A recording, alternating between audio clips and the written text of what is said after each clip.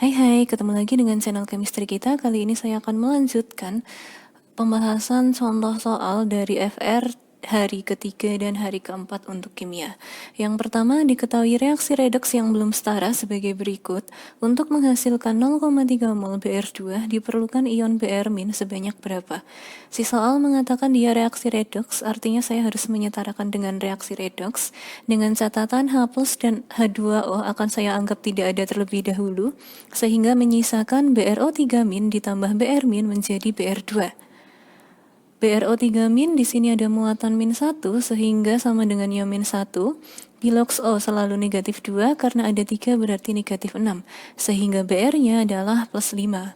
Br- biloxnya adalah -1 dan Br2 biloxnya adalah 0. Dua unsur yang mengalami perubahan bilox adalah Br ke Br dan Br ke Br yang satunya. Untuk Br yang dari plus 5 menjadi 0, berarti dia turun 5, sedangkan yang -1 ke 0 berarti dia naik 1. Kemudian kita akan samakan perubahannya, berarti yang 5 dikali 1, kemudian yang 1 dikali 5. Berarti hasil perkaliannya menjadi BrO3- ditambah 5 Br-. Nah, yang Br2 ini jangan dikalikan dengan salah satu antara 1 atau 5 dulu, karena ini reaksi koproporsionasi, kita setarakan dia di akhir. Jadi Br di sebelah kiri ada 1, ditambah 5 berarti 6, di sebelah kanan baru ada 2, biar 6 berarti saya kali 3. Soal mengatakan bahwa Br2 nilainya adalah 0,3 mol. Jadi di sini untuk koefisien 3, nilai molnya adalah 0,3. Berarti Br- karena koefisiennya 5, mencari nilai molnya berarti koefisien Br- dibagi koefisien Br2 dikali mol Br2. Koefisien Br- adalah 5, koefisien Br2 adalah 3, kemudian mol Br2 adalah 0,3. Sehingga 5 per 3 dikali 0,3 hasilnya adalah 0,5 mol. Yang ditanyakan adalah massa. Massa rumusnya adalah mol kali AR. Molnya tadi sudah ada 0,5, kemudian AR-nya adalah 80. Sehingga 0,5 dikali 80 hasilnya adalah 40. Nomor 1 jawabannya adalah pilihan yang D. Nomor 2, unsur Xe merupakan golongan gas mulia yang sukar berikatan dengan unsur lain. Namun seiring berkembangnya teknologi, ternyata dapat dibuat senyawa dari Xe dengan unsur paling elektronegatif F, yaitu XeF4. Geometri dan tipe hibridisasi pada molekul XeF4 dengan nomor atom Xe54 dan F9 adalah apa? Oke, di sini ada XeF4, atom pusatnya adalah Xe ya. Di sini adalah atom pusat. Sehingga saya bisa langsung menentukan untuk rumusnya adalah AX4. Kemudian kita akan menghitung jumlah pasangan elektron bebasnya. Jadi menghitung jumlah pasangan elektron bebas kita harus tahu dulu golongan dari atom pusat. Xe nomor atomnya 54 dan si soal tadi sudah mengatakan dia gas mulia. Berarti kalau gas mulia dia golongan 8A. Oke, berarti jumlah PeB rumusnya adalah jumlah elektron valensi atom pusat dikurangi jumlah PeI dibagi 2. Elektron valensi atom pusatnya adalah 8, PeI-nya tadi 4 dibagi 2, hasilnya adalah 2. Sehingga AX4E2. Nah, AX4E2 di sini bentuknya adalah segi 4 planar. Berarti antara pilihan A atau pilihan C. Kemudian untuk hibridisasinya, tadi kan di sini jumlah PeI dan PeB-nya kan PeI-nya 4, PeB-nya 2. Berarti kan totalnya adalah 6. Kalau total PeI dan PeB 6, berarti rumus hibridisasinya adalah sp3d2. Nomor 2 jawabannya adalah pilihan yang A. Nomor 3, keelektronegatifan unsur-unsur F, Cl, Br, dan I masing-masing adalah 4, 3, 2,8, dan 2,5. Senyawa antar halogen di bawah ini yang paling polar adalah yang mana? Kalau ditanya paling polar, berarti kalian mencari yang selisih keelektronegatifannya paling besar. Berarti kita tinggal mengurangi saja ICl. I itu tadi 2,5, Cl adalah 3. Berarti 3 dikurangi 25 hasilnya adalah 0,5. IBr berarti 2,8 dikurangi 2,5 hasilnya 0,3. F2 berarti 4 kurangi 4, 0. FCl 4 dikurangi 3 berarti 1, dan FBr 4 dikurangi 2,8 adalah 1,2. Di sini yang selisih keelektronegatifan paling besar adalah yang 1,2. Sehingga nomor 3 jawabannya adalah pilihan yang E. Nomor 4, padatan NH4NO3 jika dipanaskan akan terurai menjadi gas N2 dan uap air menurut persamaan yang sudah setara berikut. Pemanasan 40 gram padatan NH4NO3 menghasilkan 10 liter gas N2O. Jika pada kondisi yang sama, 10 liter gas X memiliki massa 22 gram, maka massa molekul relatif atau MR dari gas X adalah berapa? Oke, di sini yang bisa kita tentukan dulu adalah nilai mol dari NH4NO3. Mol adalah massa per MR. Masanya di sini sudah ada 40, MR-nya kita tinggal menotalkan ya. Jadi N ini 14 ditambah 4, 18 ditambah 14 dan ditambah 16 kali 3, totalnya adalah 80 MR-nya, sehingga 40 dibagi 80 hasilnya adalah 0,5. Nah, di sini kan ada gas X yang dia tidak ada di dalam persamaan. Kalau ada senyawa atau gas yang tidak ada di dalam persamaan, rumus yang kita gunakan selalu mol 1 per mol 2 sama dengan volume 1 per volume 2. Siapa 1, siapa 2, bebas, yang penting konsisten. Salah satunya pasti yang tidak ada di persamaan, yaitu X.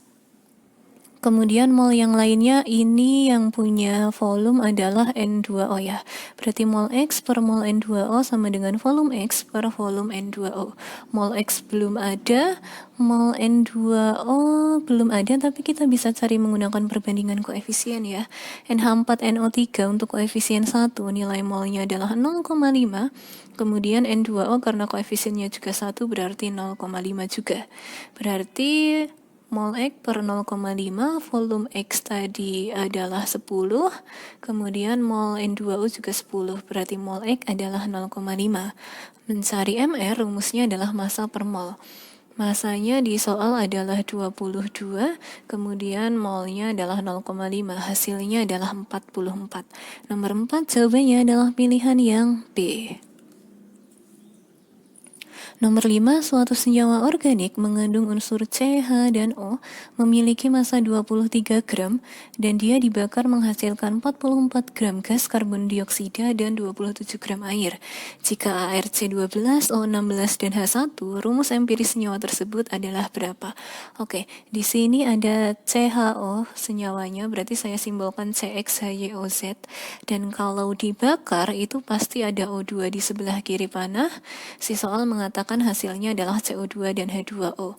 Senyawa organiknya tadi masanya adalah 23 gram, CO2 44 gram, dan H2O adalah 27 gram. Oke, berarti untuk mencari rumus empiris, nanti saya cari massa masing-masing unsurnya dulu. Nah, di CO2 yang saya akan cari adalah massanya C ya.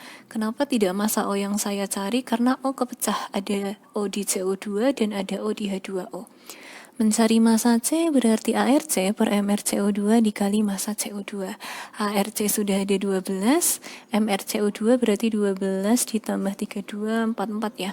12 per 44 dikali 44, ini bisa coret-coret, hasilnya adalah 12 gram. Sedangkan di H2O yang bisa saya cari itu adalah massanya H. Massa H di sini karena hanya ada 2, berarti 2 dikali ARH per MrH2O dikali massa H2O. ARH1 berarti 2 kali 1 per MrH2O adalah 18 dikali 27. Ini coret dibagi 9 itu 3 ya. Kemudian ini dibagi 9 itu 2. Nanti 2 sama 2 coret berarti hasilnya adalah 3 gram. Nah, untuk mencari massa O berarti kita tinggal mengurangi massa senyawa organik atau CXHYOZ dengan penjumlahan massa CO2 dan massa H2O. Berarti 23 gram dikurangi 12 tambah 3 hasilnya adalah 8 gram. Nah, konsep mencari rumus empiris itu menggunakan mol ya, perbandingan mol, yang rumusnya adalah massa dibagi AR. Jadi kita bandingkan C banding H banding O. Massa C tadi di sini adalah 12, dibagi AR-nya adalah 12, kemudian massa H di sini 3 ya. Ini 3 tadi dari sini. Kemudian ARH1, massa O-nya di sini tadi 8 gram dibagi 16 berarti setengah ya. Berarti hasil pembagiannya 1 banding, maaf di sini berarti 3. Nah, dibanding 0,5 berarti pembulatannya 2 dibanding ini 6 ya. Oke, 2 dibanding 6 dibanding 1. Sehingga nanti C-nya itu ada 2, kemudian H-nya itu ada 6, O-nya ada 1. Berarti C2H6O. Nomor 5 jawabannya adalah pilihan yang B. Nomor 6, kalium memiliki dua isotop yang stabil, yaitu 39K dan 41K, dengan masing-masing isotop adalah 38,96 SMA dan 40,96 SMA. Jika kalium memiliki massa atom relatif atau AR sebesar 39,09, maka persentase isotop 39K adalah berapa? Oke, berarti untuk mencari AR dari suatu zat, itu rumusnya adalah persen atau persentase salah satu isotop dikali isotop yang pertama ditambah persentase dikali massa isotop yang kedua dibagi dengan 100. Kita misalkan saja yang 39K ini adalah isotop 1 dan yang 41K itu adalah isotop 2 nanti. Berarti kan isotop 1 persentasenya saya misalkan X karena persen itu penuhnya 100. Sehingga nanti untuk isotop 2 itu kan 100 min X. Berarti kita tinggal masukkan. Nah, ARK-nya tadi sudah ada 39,09, kemudian persentase isotop 1 tadi adalah X, masanya adalah 38,96, ditambah 100 min X dikali 40,96 per 100, sehingga 3909 sama dengan 38,96 X ditambah 4096 dikurangi 40,96 X, sehingga 2X adalah 187, X adalah 93,5%. Jadi X tadi di sini adalah isotop 1 ya, yang nomornya 39K. 39K itu 93,5%. Nomor 6 jawabannya adalah pilihan yang C.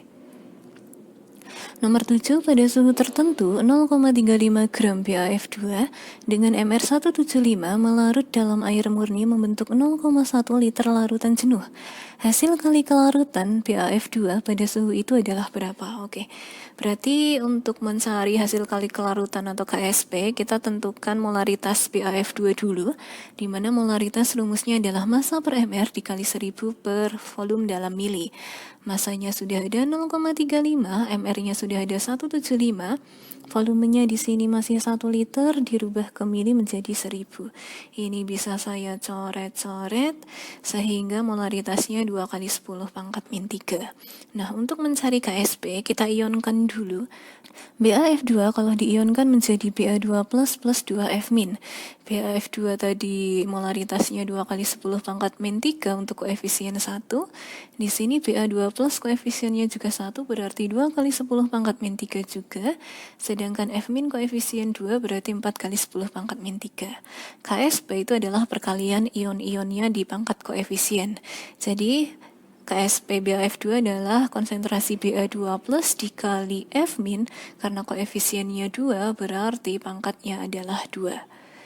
Sehingga BA2 plusnya tadi sudah ada 2 kali 10 pangkat min 3, kemudian F minnya 4 kali 10 pangkat min 3, sehingga 2 kali 10 pangkat min 3 dikali 4 kali 10 pangkat min 3 kuadrat itu adalah 3,2 kali 10 pangkat min 8. Nomor 7 jawabannya adalah pilihan yang C.